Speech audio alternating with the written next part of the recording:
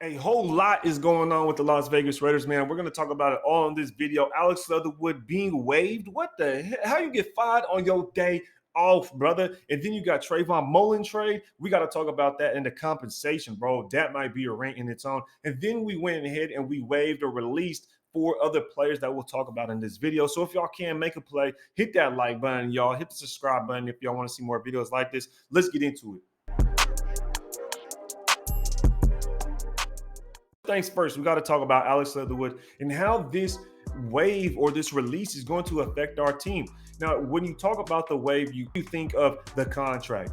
He was a former first-round pick, and that first-round pick money is going to be punishable on our terms. We're going to have to fork up $10 million for it because it's guaranteed at the end of the day, and he's going to go through this wave. And what happens in the waiver wire is 31 other teams are going to get an opportunity to take a look and see if they want to pick it up. And I doubt it'll happen, especially if we were able to trade him for a 7th round, 6th round pick.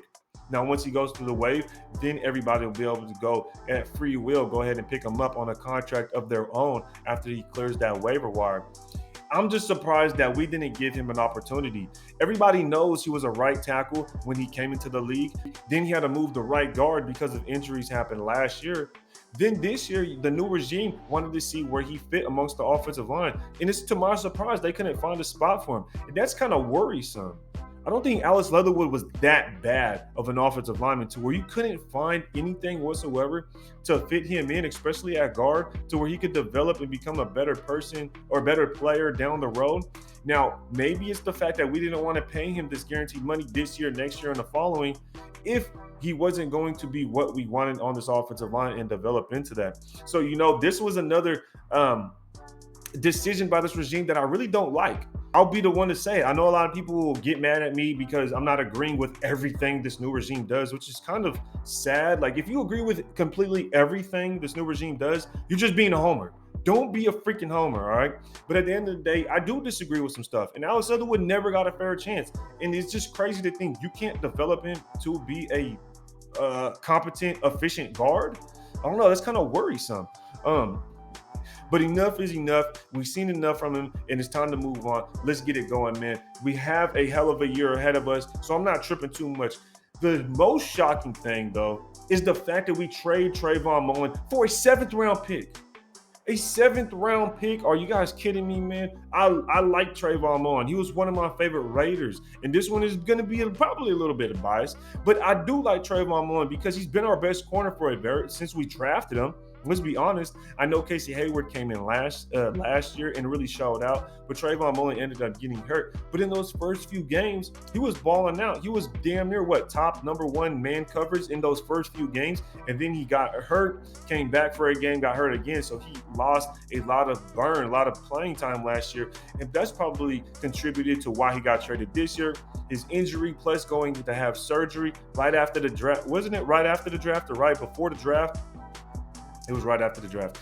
And that probably hindered his chances to come back out, showcase his skill set for training camp. And now he's going to the Arizona Cardinals for a 7th that could potentially be a 6th round pick. Let me know what you guys think about that trade for Trayvon Mullen. I don't think it was really worth it. I'd rather keep him, especially only on 1-year contract left. I'd rather just keep him, eat up the cap, pay him whatever he's owed, and then have him for a depth piece if you didn't think he was going to start. Now, what does this mean for the Raiders, though? Trayvon Mullen gets traded. Darius Phillips in news was another guy that got released or waived, however you want to say it. And think about it. Those are 2 corners that I've seen us keeping on this football team. Now, where does that leave us at? Nate Hobbs, Rock Ya-Sin, Anthony Averett, DeMarcus Webb, Amik Robertson, Bryce Cosby. If I'm missing anybody, let me know. But I'm surprised that we didn't hold on to the veteran guys that have actually started in this league and that we're going to go out and roll with Averett and Rock Ya-Sin. That's kind of worrisome in my opinion.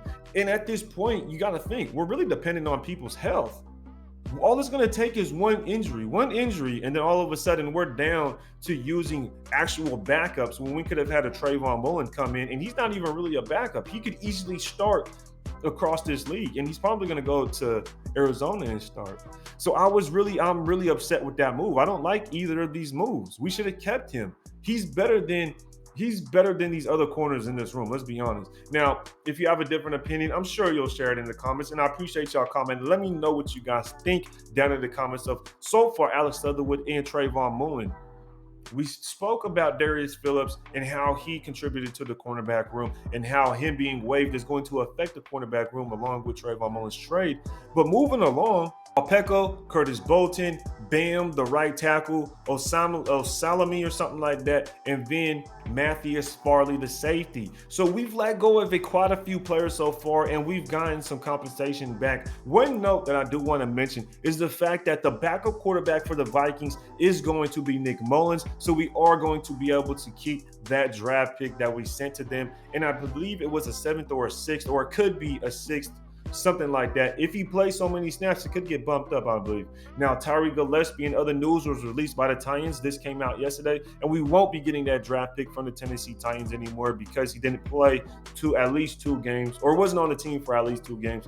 So in other news, we get 1 draft pick from the Nick Mullins trade. We're not going to get anything for Tyree Gillespie. We traded Trayvon Mullen. Alex Leatherwood is done as a Raider officially, and we let go of 4 depth players, and that puts us down to 69 players.